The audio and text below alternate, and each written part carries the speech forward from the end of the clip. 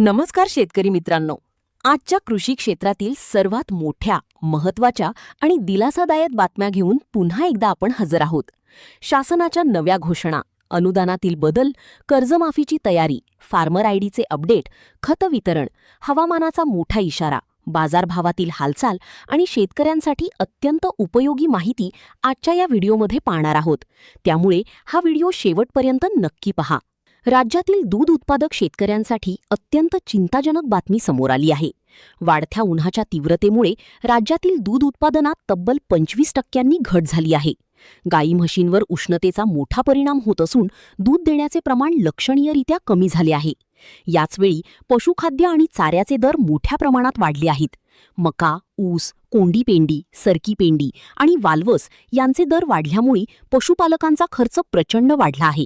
एका बाजूला दूध उत्पादन घटत आहे, तर दुसऱ्या बाजूला दूध दरात अपेक्षित वाढ होत नसल्याने शेतकऱ्यांचे आर्थिक गणित पूर्णपणे बिघडले आहे.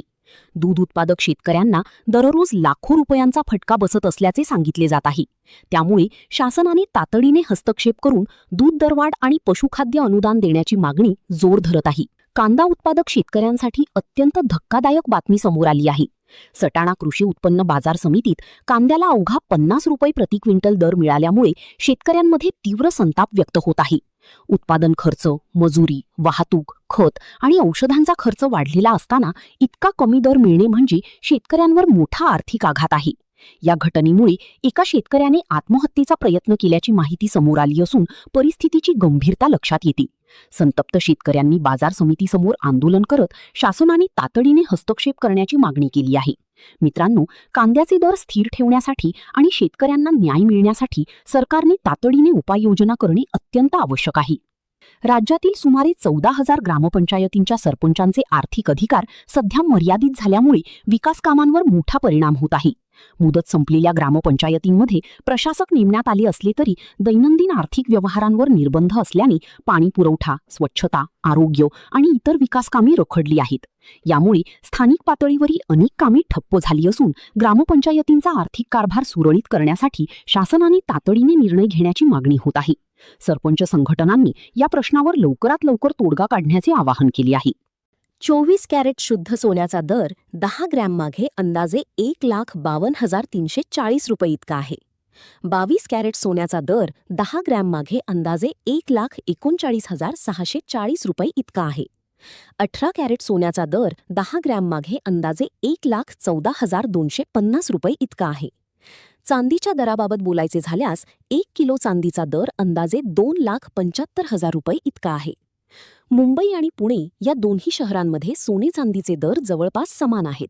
मात्र ज्वेलर्सनुसार मेकिंग चार्जेस, जीएसटी आणि इतर शुल्क वेगळे असू शकतात. त्यामुळे खरेदी करण्यापूर्वी अंतिम बिल नक्की तपासा. आजचे मुख्य दर पुन्हा एकदा पाहूया. 24 कॅरेट सोने 1,52,340 रुपये प्रति 10 ग्रॅम. 22 कॅरेट सोने 1,39,640 रुपये प्रति 10 ग्रॅम. चांदी 2,75,000 रुपये प्रति किलो. लग्नसराई, गुंतवणूक किंवा दागिनी खरेदी करणाऱ्यांसाठी आजचे हे दर अत्यंत महत्त्वाचे आहेत. सर्वात मोठी बातमी म्हणजे राज्यातील लाखो शेतकऱ्यांचे फार्मर आयडी अद्याप तयार झालेले नाहीत.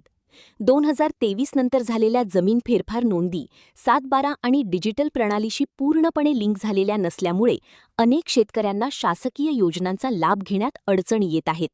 त्यामुळे अशा शेतकऱ्यांना ऑफलाईन पद्धतीने योजनांचा लाभ देण्याचा निर्णय राज्य सरकारने घ्यावा अशी मागणी जोर धरत आहे. शेतकऱ्यांसाठी आणखी एक मोठी दिलासादायक बातमी म्हणजे नव्या कर्जमाफी योजनेची तयारी अंतिम टप्प्यात पोहोचल्याची माहिती समोर येत आहे. आधार प्रमाणीकरण सक्तीचे असणार असून लाभार्थ्यांची माहिती तपासली जात आहे. अधिकृत शासन निर्णय अद्याप जाहीर झाला नसला तरी प्रशासनाची तयारी वेगाने सुरू आहे. यंदाच्या खरीप हंगामात खतांचे वितरण फार्मर आयडीच्या आधारे करण्याची तयारी सुरू आहे. पुणे जिल्ह्यातील काही गावांमध्ये या योजनेचा प्रयोग सुरू असून पुढे संपूर्ण राज्यात ही व्यवस्था लागू केली जाऊ शकते. 20 मेपर्यंत नोंदणी करण्याचे आवाहन करण्यात आले आहे.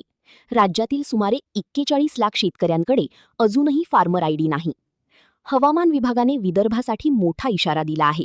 14 ते 20 मे दरम्यान चंद्रपूर, गडचिरोली, गोंदिया आणि यवतमाळ या जिल्ह्यांमध्ये वादळी वाऱ्यासह पाऊस आणि गारपिटीची शक्यता आहे. तसेच राज्यातील 11 जिल्ह्यांना येलो अलर्ट देण्यात आला आहे. काढणी केलेला कांदा, धान्य, चारा आणि भाजीपाला सुरक्षित ठेवा. नांदेड, अमरावती, यवतमाळ, नागपूर आणि इतर अनेक जिल्ह्यांमध्ये अवकाळी पावसामुळे मोठे नुकसान झाले आहे. काटोल तालुक्यात संत्रा, मोसंबी आणि भाजीपाला उत्पादकांना मोठा फटका बसला आहे. सांगोला तालुक्यातील गारपीटग्रस्त शेतकऱ्यांना लवकरच अनुदान मिळणार असून शासन पोर्टलवर याद्या अपलोड करण्याचे काम सुरू झाले आहे.